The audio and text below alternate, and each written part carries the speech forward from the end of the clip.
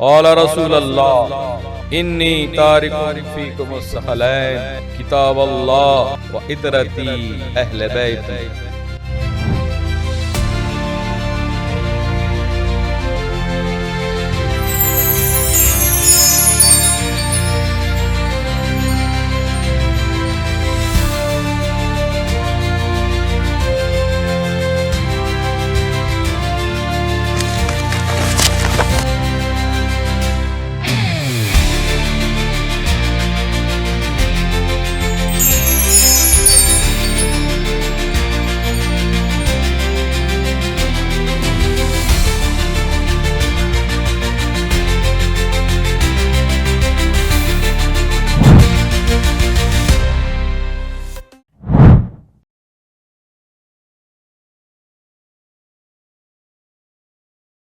اعوذ باللہ من شر الشیطان اللعین الرجیم، بسم اللہ الرحمن الرحیم، الحمد للہ رب العالمین، الصلاۃ والسلام علی رسولہ الکریم اہل بیتہ الطیبین الطاہرین واصحابہ المنتجبین، اما بعد۔ علم حدیث سے متعلق، علم درایا سے متعلق گفتگو کا سلسلہ جاری ہے۔ ہم نے اہمیت حدیث پر گفتگو کی۔ آج کی گفتگو کا عنوان یہ ہے کہ علم حدیث کی تعریف کیا ہے، علم حدیث کہتے کسے ہیں۔ علم حدیث جیسا کہ بیان کیا جا چکا ہے، علم تفسیر کے بعد سب سے زیادہ اہمیت اسی علم کی ہے۔ اب یہ علم ہے کیا؟ چونکہ اہل سنت کی اکثریت خداوند عالم کے کلام کو قدیم سمجھتی تھی اور پیغمبر اکرم صلی اللہ علیہ وآلہ وسلم کے قول کو حادث یعنی قدیم کے مقابل میں جانتی تھی۔ قدیم کہتے ہیں قدیم کو، اور حادث کہتے ہیں نئی شے کو، جو چیز پہلے نہیں تھی بعد میں وجود میں آئی، اسے حادث کہا جاتا ہے فقی یعنی علمی اصطلاح میں۔ ایک چیز قدیم ہوتی ہے اور ایک چیز حادث ہوتی ہے۔ قدیم کے مقابلے میں حادث کہا جاتا ہے، لہٰذا اس وجہ سے حدیث کو نئی بات کے عنوان سے پیش کیا گیا، یعنی وہ باتیں جو قدیم سے نہیں ہیں بلکہ بعد میں وجود میں آئی۔ چنانچہ قرآن مجید کی بعض آیتوں میں قرآن یعنی کلام خدا کو حدیث کہا گیا ہے۔ رجوع کریں سورہ زمر کی۔ لہذا حدیث کی جمع جو ہے وہ حدثاء ہونا چاہیے تھا، لیکن قاعدے کے خلاف یعنی عربی گرامر کے اس قاعدے کے خلاف اس کی جمع احادیث لائی گئی ہیں۔ تو احتمال غالب یہ ہے کہ احادیث جو ہے حدثاء کی جمع ہے، جس طرح اساطیر اور اکاذیب، اسطورہ اور اکذوبہ کی جمع ہے۔ اب گفتگو کرتے ہیں کہ علم حدیث کس طرح کا علم ہے۔ تو کہتے ہیں کہ علم حدیث ایسا علم ہے جو سند اور متن روایات پر بحث کرتا ہے۔ علم حدیث کا جو عنوان ہے، علم حدیث کا جو موضوع ہے، وہ سند ہے اور متن روایات ہے، کہ حدیث جو نقل ہوئی ہے وہ کن اسناد سے نقل ہوئی ہے، کس نے نقل کیا ہے۔ تو سند کے اعتبار سے گفتگو ہوگی یا متن روایات پر گفتگو ہوگی، خود حدیث پر گفتگو ہوگی، اور ان قواعد کو بیان کرتا ہے یہ علم کہ جس کی روشنی میں ہم قول معصوم، فعل معصوم اور تقریر معصوم علیہ السلام کو پہچانتے ہیں۔ کبھی بحث سند کے متعلق، روایات کے حالات اور سند کے اتصال اور انقطاع کے بارے میں گفتگو ہوتی ہے کہ یہ سند مسلسل ذکر ہوئی ہے یا پھر یہ سند درمیان سے منقطع ہو گئی ہے۔ تو یہ جو علم ہے کہ جہاں سند روایات پر گفتگو کی جاتی ہے، تو ایسے علم کو اصول الحدیث کہتے ہیں، علم اصول الحدیث۔ اور کبھی کیفیت عمل، آداب نقل حدیث اور تاریخ تدوین حدیث اگر اس پر بحث کی جائے، یعنی آداب نقل حدیث پر گفتگو کی جائے کہ کس طرح سے جو ہے حدیث کو نقل کیا جاتا ہے، یا پھر یہ کہ تاریخ تدوین حدیث پر کہ کب سے جو ہے حدیث لکھنا شروع ہوئی، حدیث کس زمانے میں سے اس کا آغاز ہوا ہے، یہ تمام باتیں تاریخ تدوین حدیث پر گفتگو ہوگی۔ تو اگر ہم گفتگو تدوین حدیث پر کرتے ہیں تو اسے درایت الحدیث کہا جاتا ہے۔ اور جب راویان حدیث سے بحث کی جاتی ہے کہ اس حدیث کے راوی کون ہیں، کون اشخاص ہے، کون افراد ہے، تو اگر گفتگو راویان حدیث سے متعلق ہوتی ہے تو اسے علم رجال کہا جاتا ہے۔ چنانچہ ابھی تک 3 باتیں ہم نے آپ کے سامنے پیش کی۔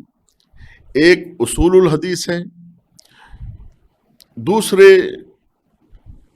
دوسرے در حقیقت تاریخ حدیث ہے، تاریخ تدوین حدیث ہے، اور تیسرا جو علم ہے وہ علم رجال ہے، کہ علم رجال ان راویوں کا علم ہے کہ جن کے بارے میں یہ بحث کی جاتی ہے کہ یہ نقل کرنے والے صاحب جو تھے وہ کس مسلک کے تھے، کس فکر کے تھے، کس نظریے کے تھے، ان کا حافظہ کیسا تھا۔ یہ ساری جو گفتگو ہوتی ہے وہ علم رجال میں گفتگو ہوگی۔ راویان حدیث سے متعلق جو گفتگو ہوگی اسے ہم جو ہے علم رجال ہم کہیں گے۔ اور جب کبھی اصطلاحات احادیث کے متعلق بحث کی جائے گی تو اسے مصطلح الحدیث کہتے ہیں۔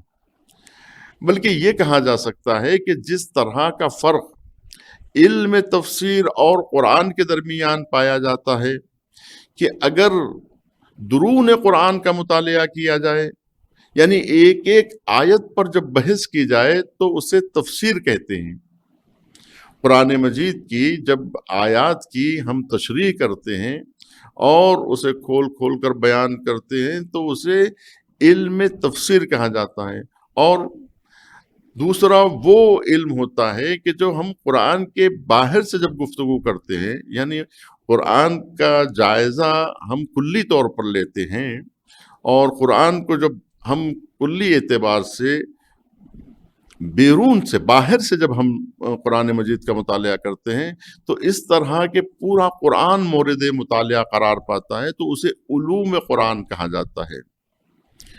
بلکہ یہی بات جو ہے، ایسی ہی بات علم حدیث میں بھی پائی جاتی ہے کہ اگر ایک ایک سند کو بطور جزئی پرکھا جائے تو اسے علم رجال کہا جاتا ہے یا فقہ حدیث کہا جاتا ہے۔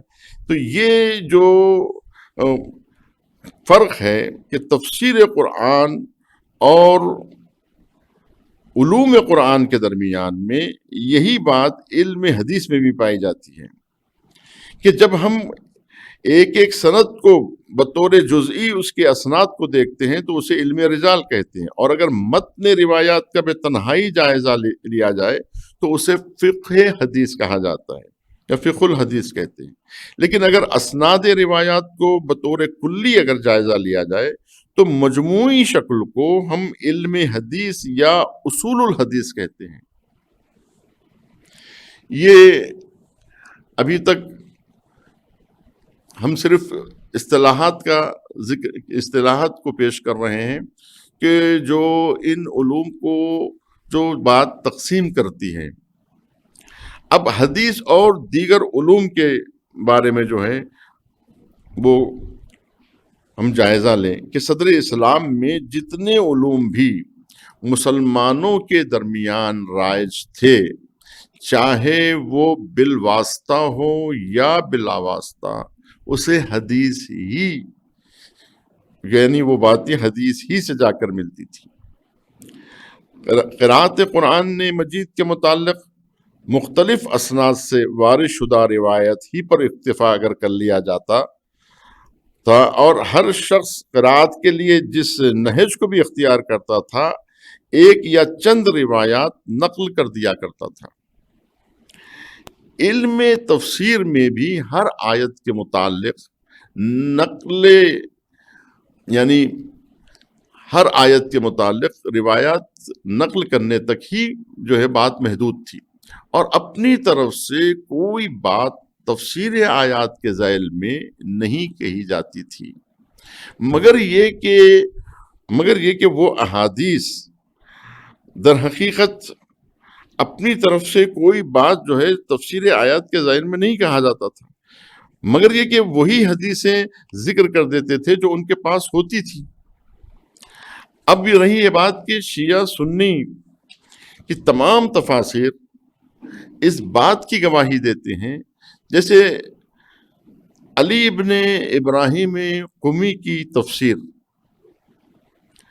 یا تفسیر عیاشی، تفسیر نور ثقلین، تفسیر البرہان، تفسیر صافی، تفسیر اصفا، یا الدر المنصور، یا پھر کنز العمار، یا الدقائق الحقائق، اگرچہ ان میں کی بعض تفسیریں اواخر میں لکھی گئی لیکن صدر اسلام کی صورت کو بتانے کے لیے کافی ہیں۔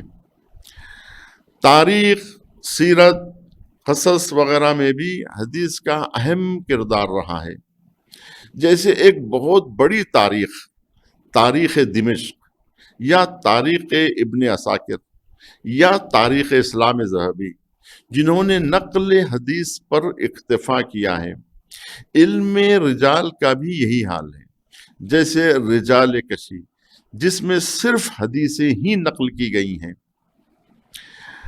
علم فقہ میں بھی بعض بڑے فقہا نے احادیث کو ہی اپنے فتاوی کی جگہ پر نقل کیا تھا، جیسے شیخ صدوق کے والد علی ابن بابویہ قمی، اور خود شیخ صدوق یعنی محمد ابن علی ابن بابویہ قمی کتاب من لا یحذرہ الفقی، جو ان کی معروف ترین کتاب ہے شیخ صدوق کی، کہ جس کتاب کا نام ہی یہی ہے کہ من لا یحذرہ الفقی، یعنی یہ کتاب ان کے لیے ہے جن کے پاس فقی حاضر نہیں ہے۔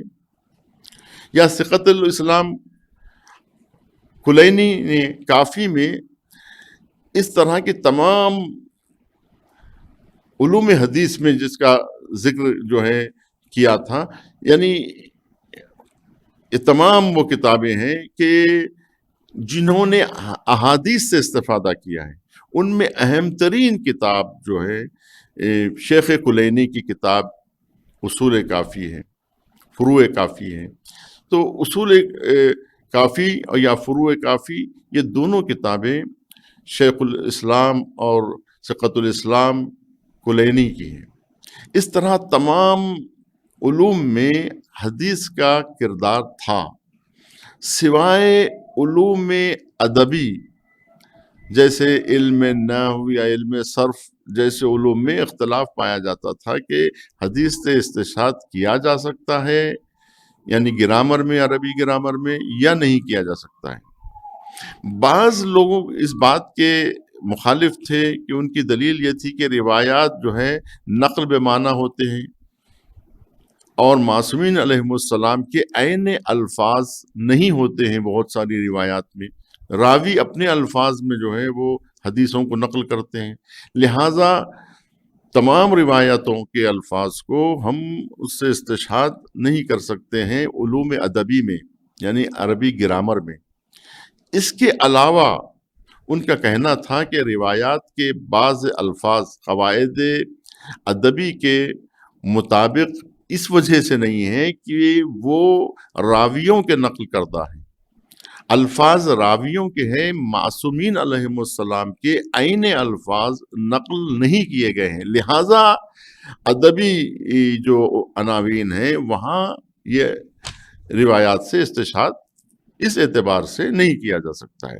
اور بعض کا کہنا تھا کہ پہلی بات پیغمبر اکرم صلی اللہ علیہ وآلہ وسلم کا شمار عرب کے فصیح ترین افراد میں ہوتا ہے، دوسرے یہ کہ اشعار میں جو یعنی وہ باریکی نہیں پائی جاتی جو روایات میں موجود ہیں، یہ کہ نقل بے معنی جو ہے چونکہ جو ہے ہوا ہے، لہٰذا جو ہے نقل بے معنی اس وقت جائز ہوتا ہے جب مترجم زبان سے اچھی طرح واقف ہو، لیکن بہرحال اتنا ضرور ہے کہ 6 قسم کی روایات قابل استشہاد تسلیم کی جاتی ہیں۔ ایک یہ کہ وہ روایات جو کلمات قصار یا کلام فصیح کے عنوان سے نقل کی گئی ہیں۔ دوسرے، دعائیں چونکہ تعبدی ہیں۔ تیسرے، وہ روایتیں جو کسی خاص گروہ کے لہجے کے مطابق ہیں، جیسے معصوم نے کسی قبیلے کی زبان میں بات کی ہو۔ وہ احادیث جو متعدد اسناد سے ذکر ہوئی ہوں لیکن لفظ واحد ہو۔ اور پانچویں، وہ احادیث جو لغت عرب کے بگڑنے سے پہلے لکھی گئی ہیں، جیسے سلیم ابن قیس کی کتاب۔ چھٹے، وہ احادیث جس کا راوی نقل بے معنی کو جائز نہیں سمجھتا۔ ہم آج کی گفتگو کو یہیں پر موقوف کرتے ہیں۔ السلام علیکم ورحمۃ اللہ وبرکاتہ۔